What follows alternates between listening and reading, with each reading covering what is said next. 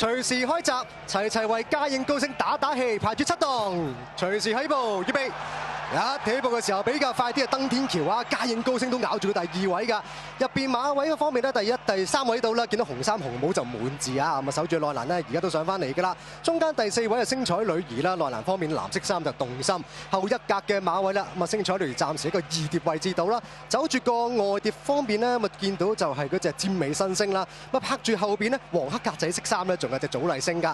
喺後邊內欄方面啊，仲有隻天使之金啦，咁啊祖德寶啦，灰馬位置係白藝星，暫時墊後嗰匹係最佳1匹嚟㗎。彎位轉到一半嘅階段，前邊帶緊頭呢，就結果係滿至登天橋呢2匹㗎。嘉應高升暫時喺個第3位，尖尾新星外邊第4，後一格祖麗星啦，入邊位置動心星彩女兒啊。好啦，入到嚟最後直路階段啦，前邊暫時突圍而出就登天橋嚟嘅。嘉應高升開始要俾落去，出邊位置係尖尾新星，大我當仲係白藝星啊，最出邊仲有隻最佳1匹，最後100米，嘉應高升暫時透出嚟，入邊登天橋，再出邊就係祖麗星，接近終點100米，嘉應高升贏出珠峰錦標，跑第2名係動心，第3名好近啦，哇！